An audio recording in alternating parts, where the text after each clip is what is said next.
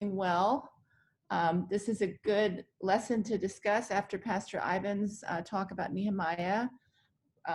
He mentioned Daniel, and we're going to back up a little bit to the story of Daniel. We are spending this quarter on how to interpret scripture. And one of the unique and defining characteristics about our church, Seventh-day Adventist Church, is our understanding and belief in the prophecies in Daniel and Revelation. And we had a previous quarter where we studied Daniel in detail, beginning with his being taken into captivity and then his service for various kings over his lifetime. And he started early in interpreting dreams and also receiving dreams, interpreting the king's dreams and then receiving his own dreams and words from God. And so this lesson, we're going to focus on the specific prophecies that came to Daniel that have to do with the last day events, or basically all of history. And we can see how that's going to play out into the last day events. Our memory verse is Daniel 8:14. And he said unto me, unto 2,300 days, then shall the sanctuary be cleansed. And if we think back, this is the prophecy that caused a bit of confusion back in the 1800s. I think we know the story of William Miller, and he was an avid student of the Bible and specifically Daniel and the prophecies. And he looked at this verse, and not just this verse, but all of the prophecies of Daniel. And he understood this to be the sanctuary cleansing would be when Jesus comes again, his second coming. And he calculated the 2,300 days to end. First of all, he calculated to be in 1843, and then he went back and thought that he made an error, and then it was supposed to be 1844, October 22nd. And that movement spread rapidly across the United States. At that time, it was mostly the eastern United States. And people were getting ready and preparing for the second coming of Jesus for October 22nd. And so this even makes it into secular history books about this great belief of started by William Miller. And people were not planting crops. They were selling businesses, selling all their possessions because they didn't think that the world was going to go on. And then, unfortunately, October 22nd came and went, and people all woke up on October 23rd, and everyone was still there. So, of course, that was called the Great Disappointment. So let's look back and see what did that date mean, and what does the sanctuary mean, and how did that prophecy relate to us, and how can we understand all of Daniel's prophecies? Now, one thing we've learned over the last several weeks is that everything in the Bible needs to be interpreted within context. So we take this verse and we look at it, and it really is hard to understand what that means. But let's back up a little bit. And I know everyone's familiar with the book of Daniel. I found this short YouTube video. I actually was looking on YouTube for a quick explanation of the Daniel and Revelation prophecies. Well, most of the YouTube videos were 1 to 2 to 3 hours, or sometimes a whole series of videos. But I thought we'll just start with a quick overview of the book of Daniel. And I'm not going to play the whole thing, but just to give everyone a historical perspective. The book of Daniel. The story is set right after Babylon's first attack on Jerusalem, and they had plundered the city and its temple and taken a wave of Israelites into exile. Among them were 4 men from the royal family of David: Daniel, who's later named Belteshazzar, and his 3 friends, who you probably know by their Babylonian names, Shadrach, Meshach, and Abednego.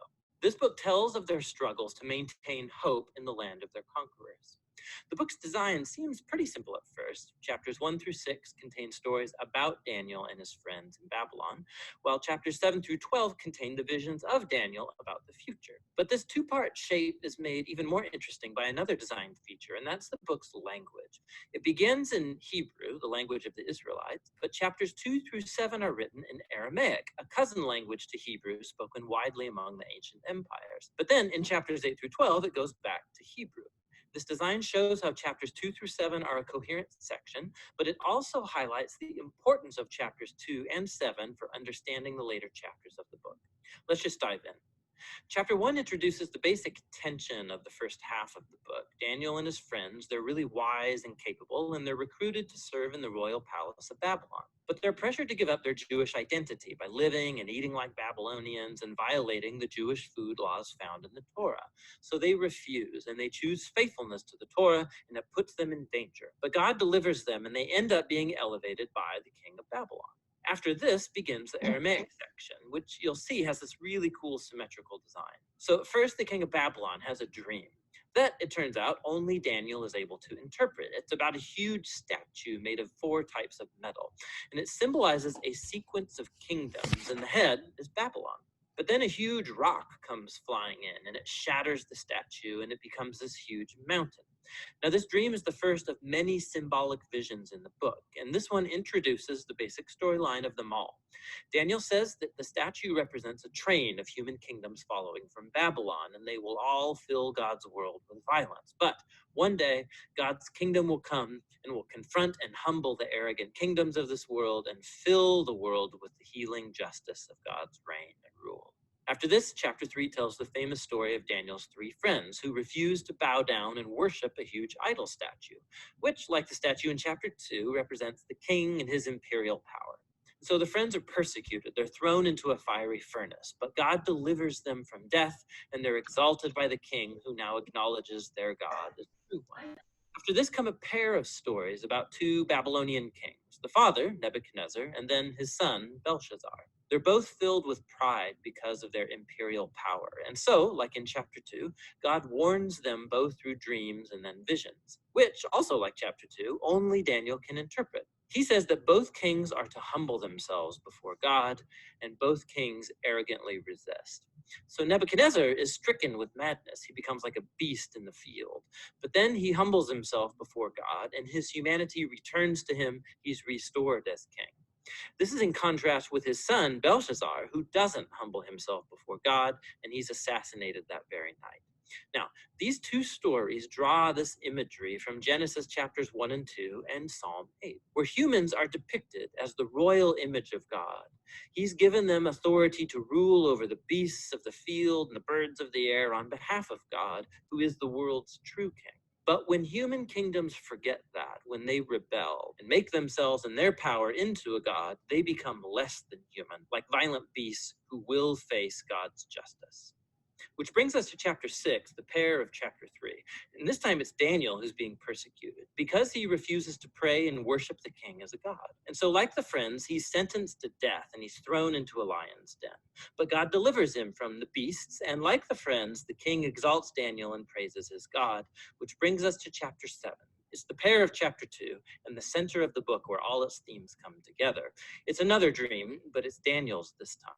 And ironically, he can't understand the dream until an angelic messenger explains it to him. He sees a series of 4 beasts, one like a lion, then like a bear, then one like a winged leopard, each of these symbolizing an arrogant kingdom. And last of all is a super beast, identified as a really evil empire. And it has lots of horns, a common symbol for kings in the Old Testament. And there's one specific horn who is an image of an arrogant king who exalts himself above God and persecutes God's people. Now, they are symbolized by a figure called the Son of Man, who's an image for both God's covenant people, but also for their king from the line of David. But then all of a sudden, God, who's called the Ancient of Days, comes and he sets up his throne. He destroys the super beast and he exalts the Son of Man on the clouds when he comes up to sit at God's right hand and share in God's rule over the nation. We can look back now and see how all of these stories in the first half fit together. The 3 stories of faithfulness despite persecution. These are meant to offer. Okay, so that's just, like I said, puts everything in context about Daniel's beginnings and his youth and then his adulthood serving the kings and being in continual communion with God, which allowed him to interpret. Actually, if you recall, Nebuchadnezzar couldn't even recall the dream. And so Daniel recalled the dream for him and interpreted it. And then, of course, began to receive dreams of his own, which showed prophecies or words from God to tell the future. So let's back up to this big image. And of course, this is one artist's depiction of the image that was described. And we can see the head of gold, which is Babylon. And then the breast of silver, which is Persia. And then the thighs of brass, which is Greece. And the legs of iron are Rome. And if we call this historicism in prophecy, and what that means is that this prophecy was given way, way back in the 500s BC, and it foretold or predicted accurately the events to come for the next few thousand years. So now we have the benefit of looking back, and we can see that this all came true. Now, at the time when Daniel gave this prophecy and told Nebuchadnezzar what this dream meant, Nebuchadnezzar, of course, loved it that he was the head of gold, which, of course, gold is the finest element. It's the most valuable metal. And he, of course, because he, at that time, had the greatest and finest kingdom in the world. So he loved that. But then I don't think, obviously, he liked the idea that there would be kingdoms after him. He, of course, thought that his kingdom could and would last forever. And, you know, I don't think he thought he would live forever, but he thought through his line. And of course, that's why he made this big statue of pure gold, as if he could manipulate and control the future, or the history to come, I should call it. So he thought that if he just made this image, he could somehow change the course of events. So the benefit that we have now is that we can look back and we see that this sequence is exactly what happened. Babylon was the finest kingdom. It was the most powerful, it was the wealthiest. Persia was second, and silver, we know, is not nearly as valuable as gold and not that as expensive. And so Persia, it did not last that long. We can see that it was, you know, a couple hundred years. And then they were overtaken by Greece, which also didn't last that long, just a couple hundred years. And then the legs of iron, which symbolized the great power of Rome. Rome was the greatest empire at that time, and some people would say ever.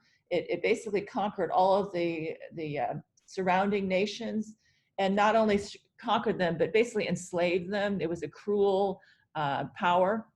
And so, you know, that this also correlates with the legs of iron. And then if we look at the feet, iron and clay, what do we know about iron and clay? They don't mix. They're almost analogous to oil and water. You can mix and you can crush the iron, you can try to mix it with clay, but it won't stick together. And these are the nations of Western Europe. And we can see that despite all the efforts over the last several years, many years, with the European Union, they're still having a hard time mixing together. So we have the benefit, like I said, in this era of looking back. We always say that hindsight is always 20/20, and we always talk about morning quarterbacking. So when you look back, it's easier to understand because there's no guesswork involved.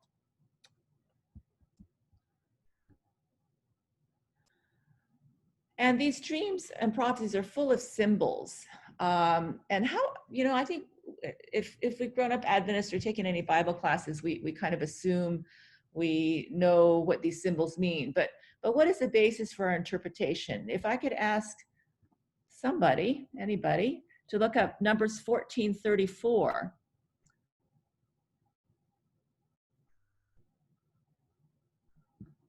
You can unmute yourself, or I can call on you.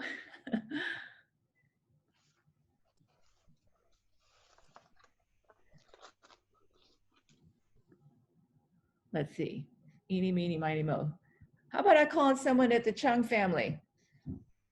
I bet there's several of you there.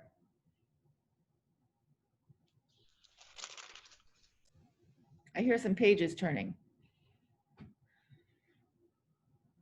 And then while somebody's looking up Numbers 14:34, someone else please look up Ezekiel 4:6.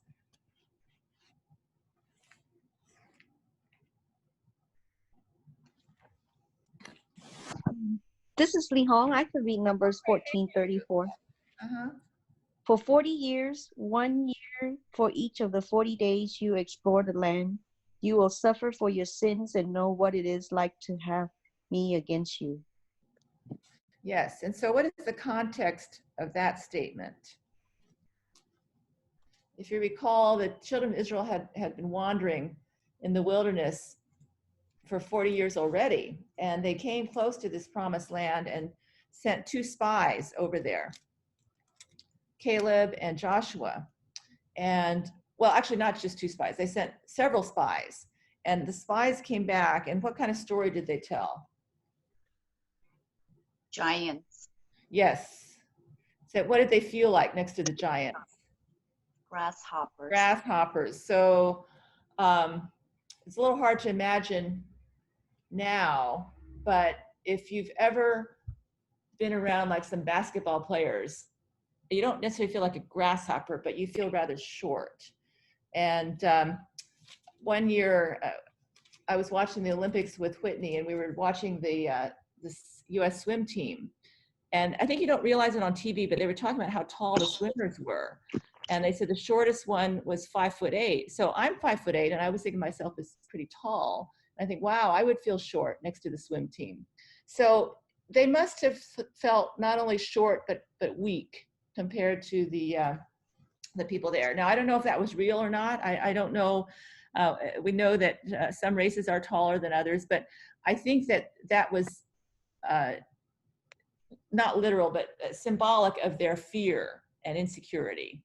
And so if you are afraid, and then suddenly things look really scary. So what was the difference between Caleb and Joshua? They saw the same people.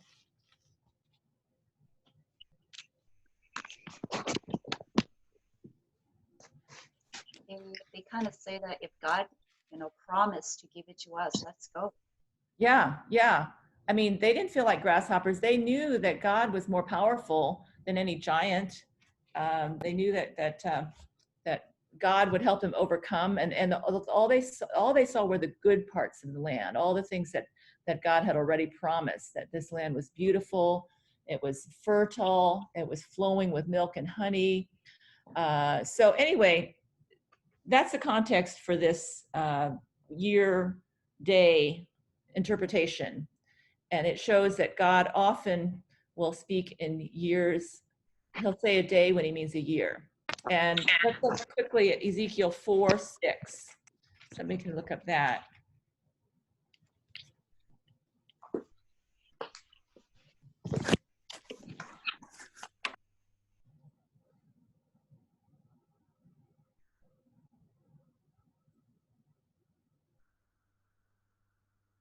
I'll read it. Yes, go ahead.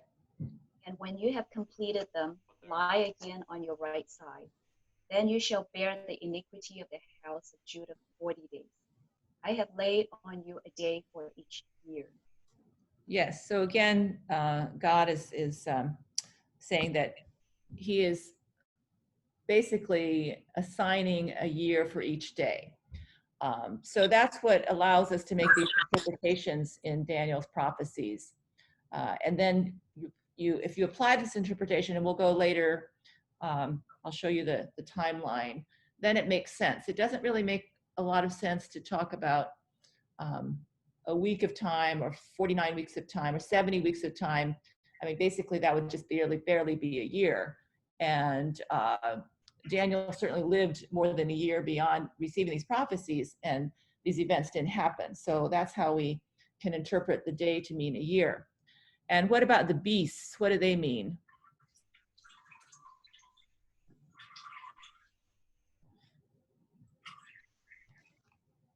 These beasts were not like anything that anyone had witnessed before. Look at this one. There's like wings coming out of the back here.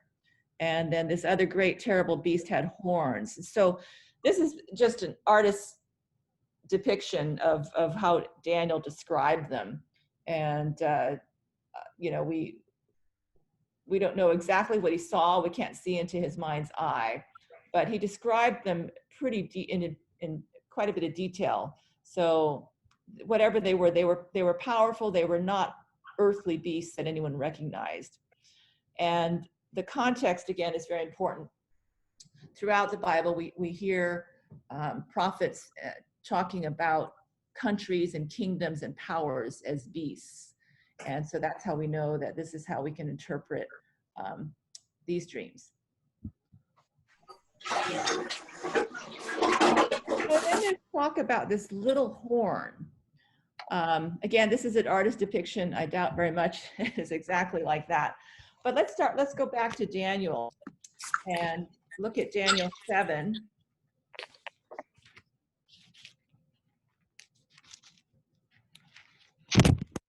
And what happened to that last beast?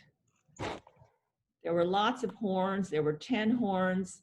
If somebody can read Daniel 7, verses 20 through 25.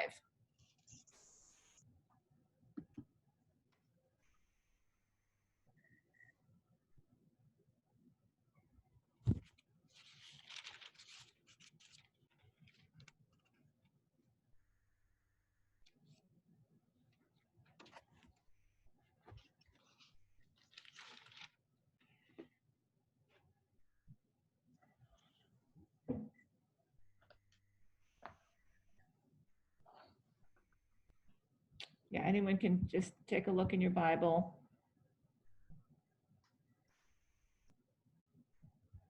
Daniel 7:20 to 25. Yes, we'll hear all about this horn.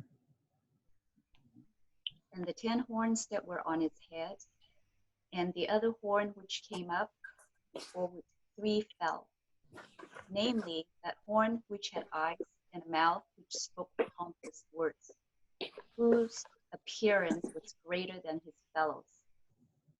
I was watching, and the same horn was making war against the saints and prevailing against them, until the Ancient of Days came, and a judgment was made in favor of the saints of the Most High, and the time came for the saints to possess the kingdom.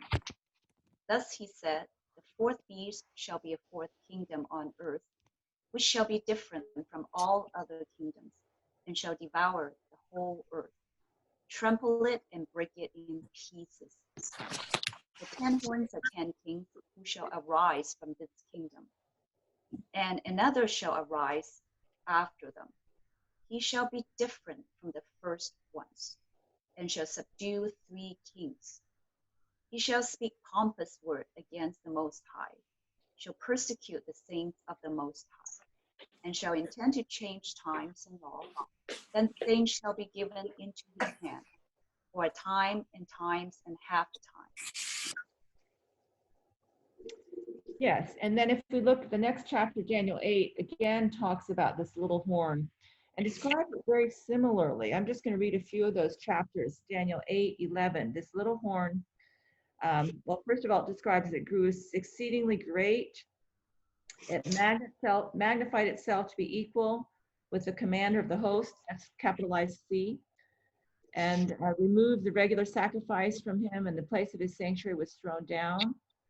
And on account of transgression, the host will be given over to the horn, along with the regular sacrifice, and it will fling truth to the ground and perform its will and prosper. And then I'm going to skip ahead to Daniel 8:14, which of course is our memory verse and the prophecy that we're focusing on. And he said, another one was speaking, how long will this transgression take place, that the holy place is trampled? And he said unto me, for 2,300 evenings and mornings, then the holy place will be properly restored.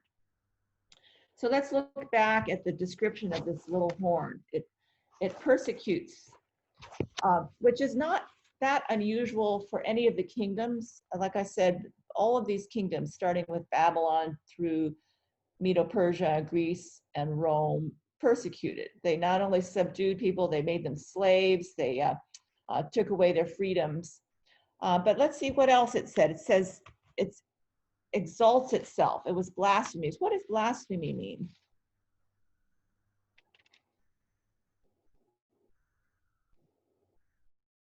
Well, in Daniel 7:25, it says, and he will speak out against the Most High and wear down the saints of the highest one.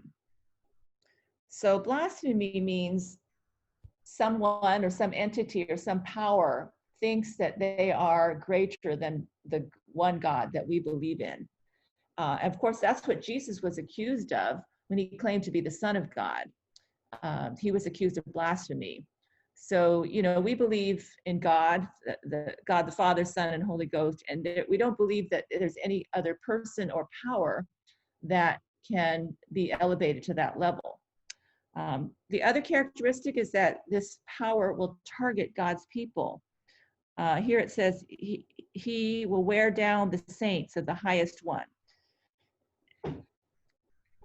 And then he will intend to make alterations in times and in law.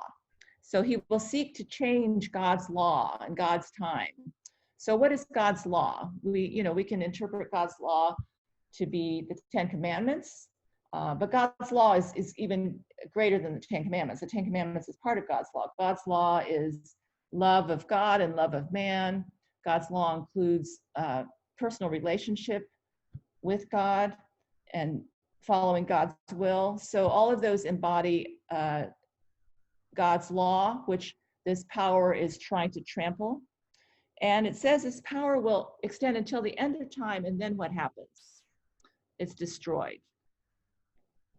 So based on all of this, what do we think this little horn represents?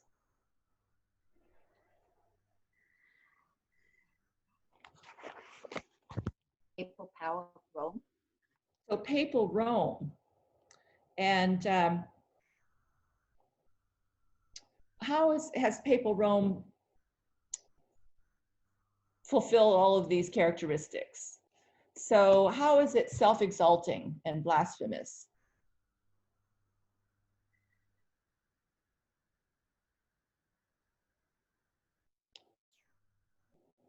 Who was papal Rome's highest authority? Pope. The Pope. And what is the Pope believed to represent? Christ. Christ. Because what do Catholic people do when they feel like they need to confess their sins, repent? They go to their priest and they have this confession. And they, in the Dark Ages, before the Reformation, which we studied a few weeks ago, people actually were told or believed that they needed to pay money called indulgences to the Catholic Church to have their sins forgiven. So papal Rome took on itself the characteristics of Christ, the Son of God, because we believe that Christ is the actual intercessor between God and man. Jesus Christ came to earth, became a man. Because of that, he's the only being that has characteristics of both man and God. And he's the only one that we believe can be intercessory between us and God. What about targeting God's people?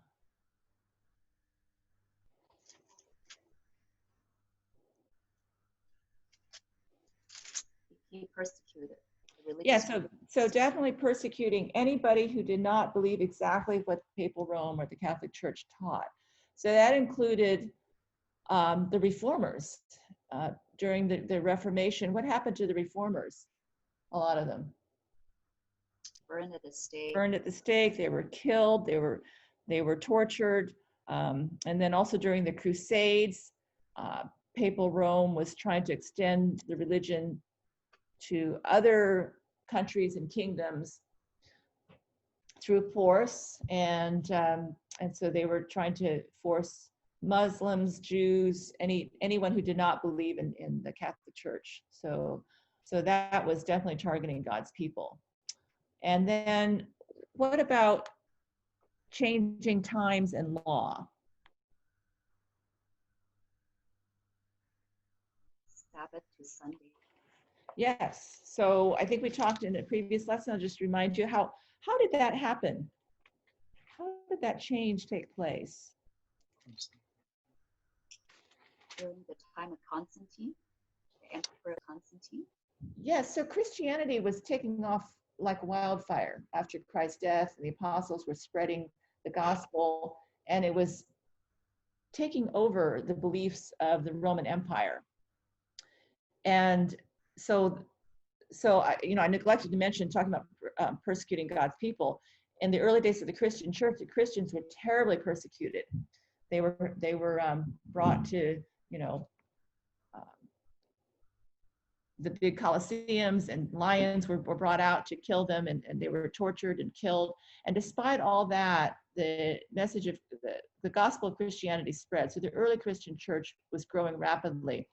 So the leadership in Rome, basically the emperors, began to realize unless they killed all the Christians, which would then be a sizable portion of their kingdom, they're not going to make it go away. So it was a very subtle, actually. We believe that Satan and the devil was involved, like he often does, to mix truth with error, so it can be quite confusing. So Constantine was converted. Now, we don't know his heart, we'll never know, but he was converted to Christianity, but he wanted to maintain a lot of the pagan beliefs. And so that's unfortunately how some of the pagan beliefs got interwoven with Christian beliefs from the earliest times. And we even, in our Adventist church, we have some pagan beliefs, even though, you know, we don't actually. I mean, Christmas is a pagan holiday. Easter is a pagan holiday. And those all got incorporated into the Christian lifestyle and practice. But anyway, one of the other changes is that, you know, he worshiped the sun god. And so he wanted to continue that. So somehow the message got twisted so that Sunday was called the Lord's Day because that was a day Jesus rose from the grave. And so Sunday became the day of worship. And the only Christians that continue worshiping Saturday were a very small minority. It didn't happen all at once, I don't believe it. It took years and years, which often happens when there are shifts in beliefs and the truth gets mixed with error. And it's a subtle and very gradual change over generations. And then eventually people forget exactly why this change took place. But so the Catholic Church has exerted an immensely powerful influence on changing the day of worship from Saturday to Sunday. And so now all of the Protestant churches, except for Seventh-day Adventists and a very tiny Seventh-day Baptist church, believe that Sunday is the day of worship. So this demonstrates the immense power of changing God's law. I mean, God's law, the Ten Commandments, the Fourth Commandment, is totally ignored, or at least it's misinterpreted. And it's interesting, when I went to Oberammergau many years ago, and they, of course, I think you may know the story of Oberammergau. This village in Germany was spared from the plague, similar to, they had a plague, I guess similar to coronavirus, and it was just wiping out whole villages. And this whole village fasted and prayed, and they were spared. Nobody in the village died. This was, I believe, in the 1400s or 1500s. And so they vowed, they promised as a token of their gratitude to stage a play of the life of Christ every 10 years. And so that's how that got started. But it's in German. So the program, there was an English translation, and they talked about the 10 Commandments. And the Catholic Church, if you look in the list or the description of the 10 Commandments by the Catholic Church, you wonder, oh, did they take away the fourth commandment, so now there's only 9? But no, they split up the commandments so that there are 10, but they just don't include the fourth commandment. So anyway, that's again, this little horn is representative of papal Rome, or the Catholic Church as we understand it. So here's just a chart, which is in your quarterly, if you look, just to compare chapters 7 and 8. And these are beasts that are given to Daniel in a dream. They're a little bit different between chapter 7 and 8, but they do represent the same kingdoms in the course of history. And again, remember, this is before these kingdoms came into power. So this is, again, why we believe in historic interpretation of prophecy. And the most powerful beast is Rome. And then these horns come out of Rome. And then this little horn becomes the most powerful. And then that's how it's described, where it persecutes God's people, it changes the dates and time, and cast down some of the hosts of God.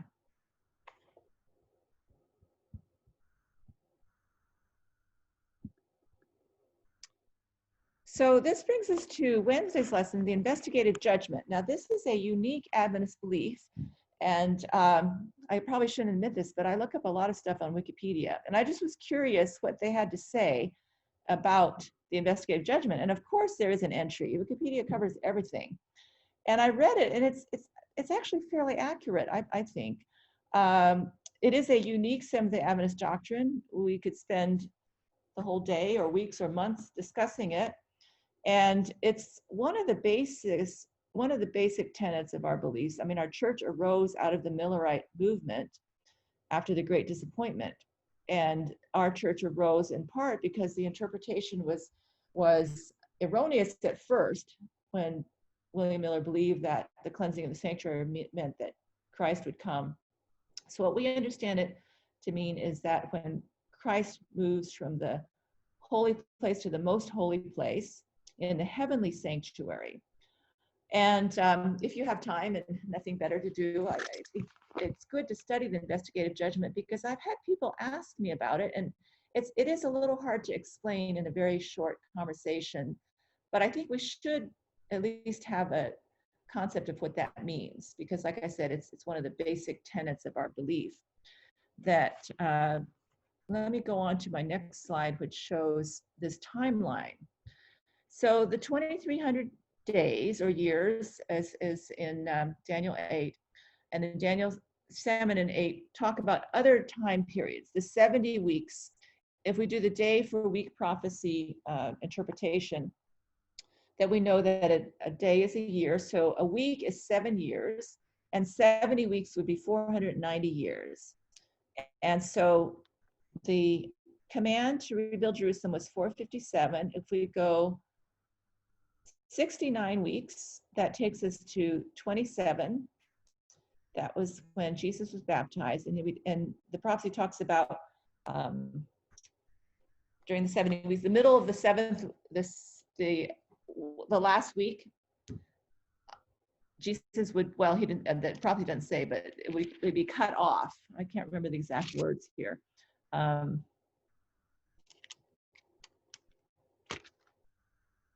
Anyway, so the middle of that last 7 years was when Jesus was crucified in AD 31. And then the end of that last 7 years or 1 week is AD 34, the stoning of Stephen. So that's the 70 weeks, the 490 years. And that symbolizes when the gospel is not just for the Jewish people or the children of Israel, but it would go to the entire world. Not that Israel was lost as a nation, but the stoning of Stephen symbolized that their religious elite and their leadership basically did not accept the promise of salvation, the gospel. So from there until, if you count the 2300 years, it takes us to 1844, which is the cleansing of the sanctuary. It's not the second coming of Jesus. So that's when the investigative judgment begins. Here's another chart. It's pretty much the same thing, telling about the 70 weeks of Daniel 9:24, and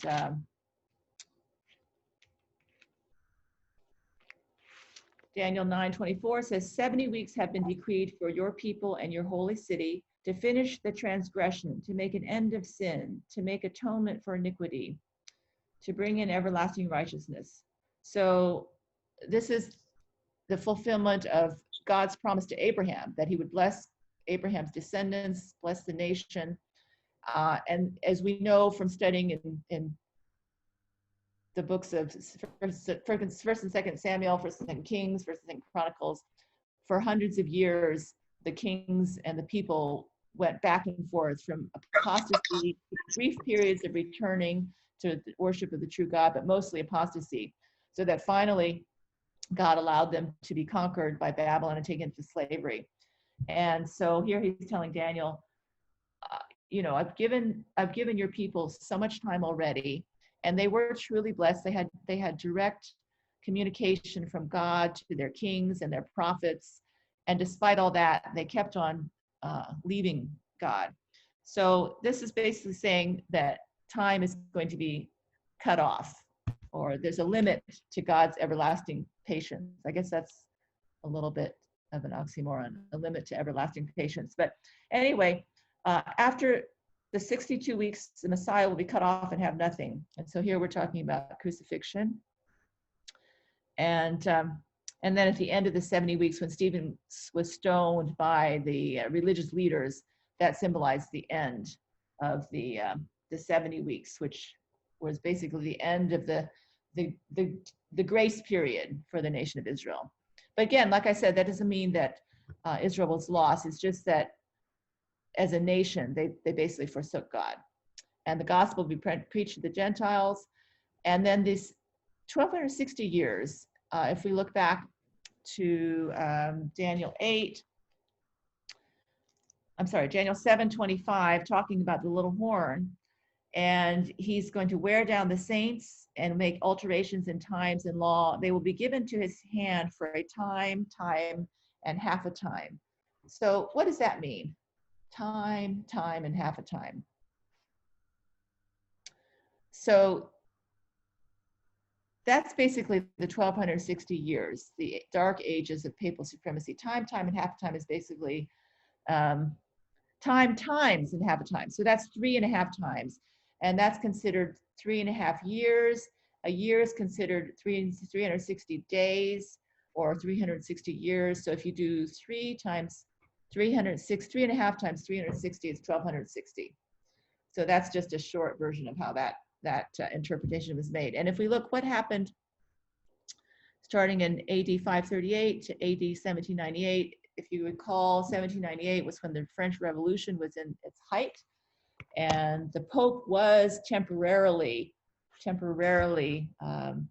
silenced. He was imprisoned by Napoleon's general, and that actually signified weakening of the papal power. And then, of course, Protestantism was then freer to rise, which it did. I mean, during that time period, of course, the United States was just starting and rising in power, but it was seen as a land of religious freedom. And many of the Protestants in Europe came over to the United States, because even though Europe had subdued the Pope for a little bit, it was not really a situation where you could be truly free. So this is partly how the United States got settled with all the immigrants. And here's another chart, which not only shows the 2300 days, the 1260 years of papal oppression, which ended in 1798, but here's where some of these events that are described in Matthew 24 are happening. And that, of course, unfortunately, it led William Miller to believe that 1844 was going to be the end of the world, the earthly world, and Jesus would come. Because there were earthquakes, there was dark day, there was falling stars back then. But what we believe is that's when the cleansing of the heavenly sanctuary began, or the investigative judgment since 1844, and the three angels' message, which is, of course, a very important part of our beliefs. And then just to finish the timeline the way we understand it, close of probation, which we believe means that the world is going to end very quickly. There's going to be more persecution, specifically of Sabbath keepers. There's going to be more alliance between Catholics and Protestants, and then the second coming of Jesus, then the millennium, and then the new earth. So one of the things in that Wikipedia article, they tried to present the pros and cons of investigative judgment belief, because it's so unique and different. So one of the cons as to why it was controversial, they said, well, none of the other Protestant churches believe it, so Seventh-day Adventists are the only ones, so it can't be true, or it doesn't seem like it should be true. So I would recommend that we all, including myself, need to study the investigative judgment so that we can understand it and defend it and explain it to people. So then just one more thing as we close here, that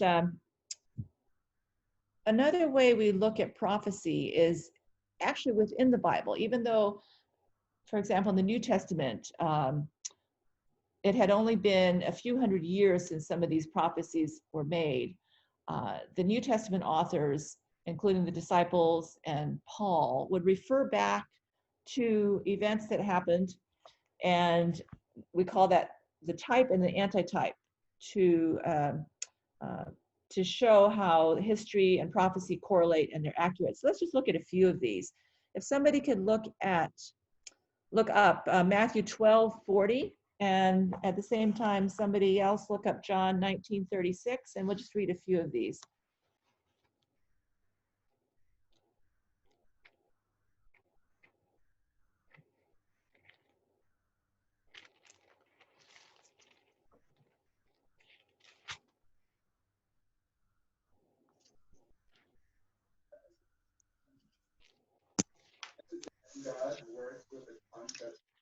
The same way that Jonah spent the fish will the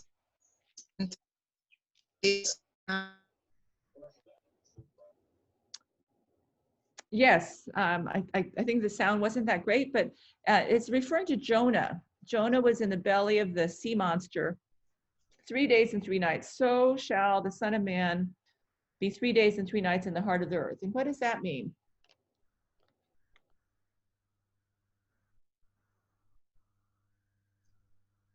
How long did Jesus spend in the grave?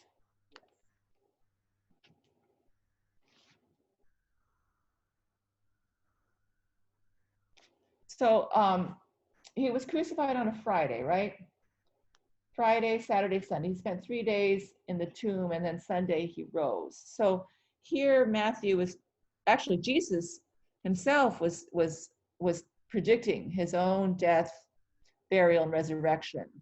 And of course, when Matthew recorded it later, people can see, whoever read this, can see how Jonah was the type and then Christ was the antitype. So basically drawing correlations on real events, real historical events. So let's look up John 19:36. Does anyone have that ready? Well, I have a question. Yes, yes. Why does it say 3 days and 3 nights? Christ only was in the tomb for 2 nights. 2 nights, yeah, yeah. I don't know.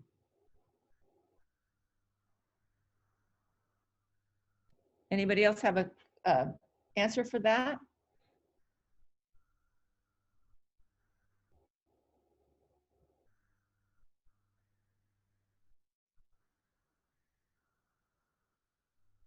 Was Jonah 3 days and 3 nights, or 3 days and 2 nights? Let's look it up. Let's see. Jonah himself wrote about it. Let's see. Yeah, Jonah 1:17. Jonah was in the stomach of the fish 3 days and 3 nights.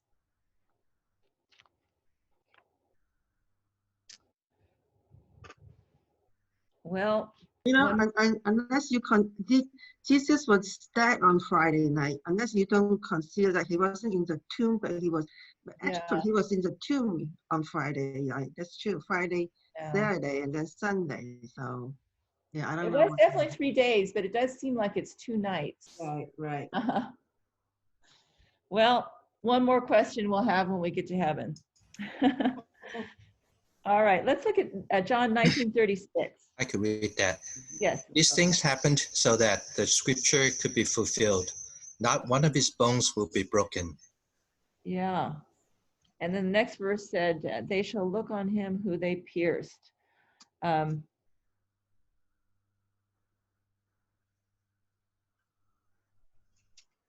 so that actually is referring, what were they talking about? Actually, we have to go back to Exodus. Exodus 12:46. And this is when Moses was telling the children of Israel about Passover. What was going to happen? An angel was going to come and kill the firstborn in every household unless you followed these instructions. And so you're supposed to bring in, let's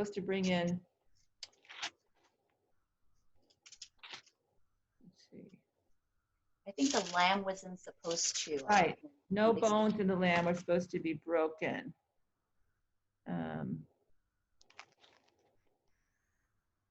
Yeah.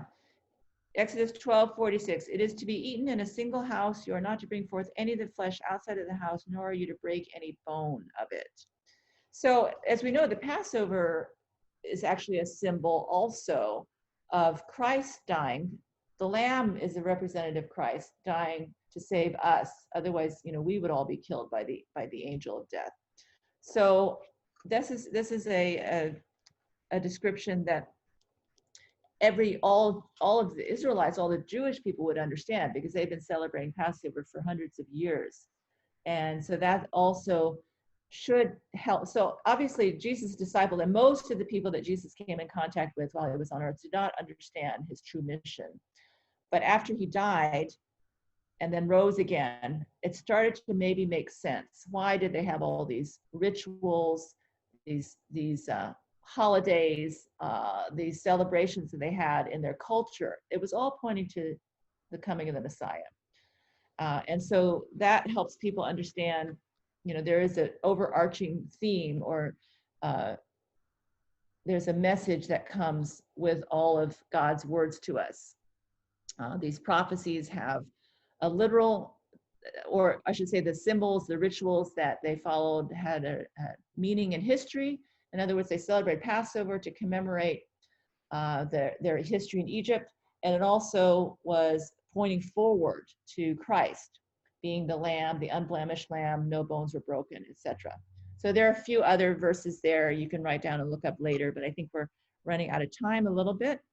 And I wanted to just pose some questions, which of course we will not be able to answer, but just some food for thought over the coming days and weeks. We already talked about what do these prophecies mean to Seventh-day Adventists?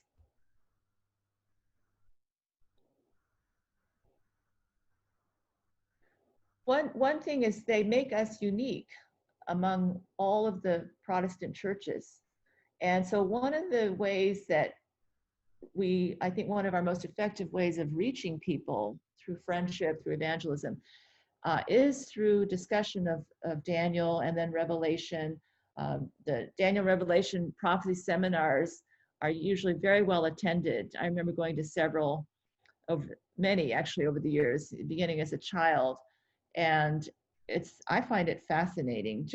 I love history, and just to see history unfold, and then also see that it was predicted hundreds and sometimes thousands of years before it actually happened. It's really unbelievable. So those prophecies are a critical part of our belief system. And if we study carefully, we find that there's a lot of support both within the Bible and outside the Bible to support the veracity of these prophecies. Now, the second point of discussion is, how do we talk about these to non-believers, to non-Seventh-day Adventists, or even non-Christians? Because as we know, much of our belief system starts with our culture, with our childhood, with how we're raised. And if somebody has never heard of Daniel, how would you talk to them?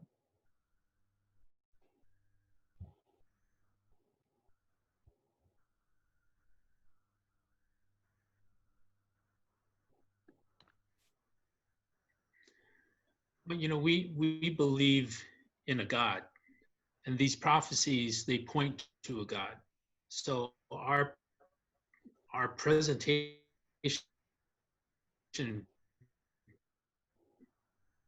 point of reference is to be about our God and not primarily about our prophecies. Yes, I think that we could scare people away. And I think, unfortunately, Adventists have a reputation for being anti-Catholic because of our belief about the little horn. And we get caught up in being anti-Catholic in these prophecies rather than having them point to God and his love for us and his plan of salvation for us.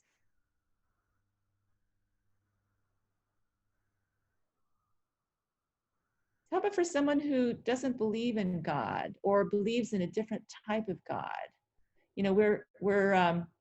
we're blessed to live in a city that's very diverse, and I think that really helps maintain our balance and our perspective.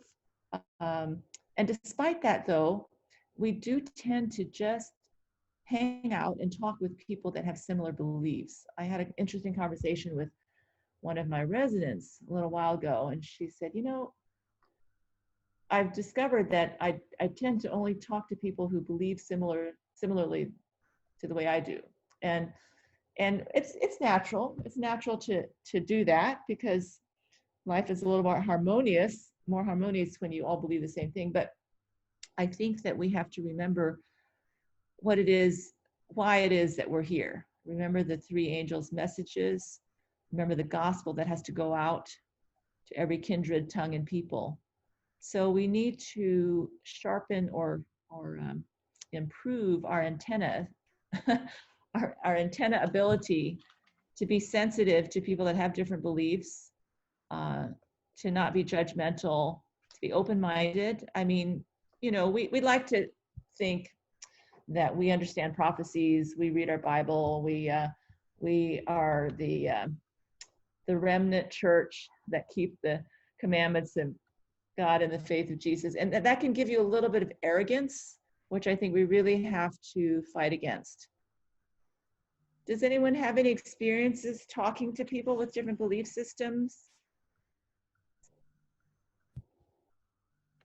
You know, the person I work with is, he's a Muslim. And so actually it works out, I think I talked about this before. Actually it works out pretty okay because he goes to Mars on Friday and I go to church on Saturday. I thought, yeah, so we just kind of take turns. But then the other day we were talking about the food. We're talking about like coronavirus, like it was believed to be transmitted. It was at the beginning was transmitted by the bats. So we talked about that. We both believe the clean food in the Bible. Yeah. So like you were talking about talking about similarity. So those are the similarity. Just because we were talking about those things that he got to interested in what I believe in. Also, I worked with him for about 20 years. So we don't talk about religion, but now and then we talk about certain things. And then I went to the Ethiopia.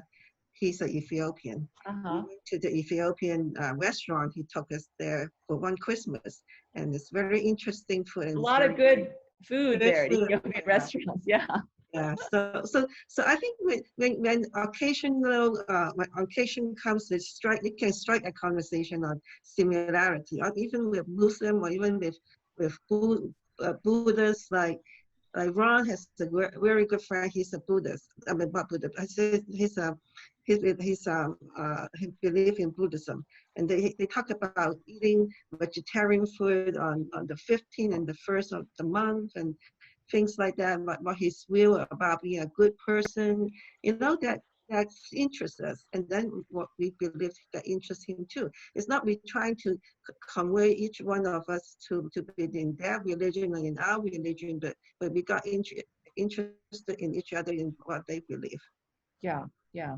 No, I think that is so true that, you know, we often hear about these huge evangelistic meetings where hundreds or thousands of people are baptized, but I think that one of the most effective tools for evangelism is one-to-one, you know, friendship and relationship building.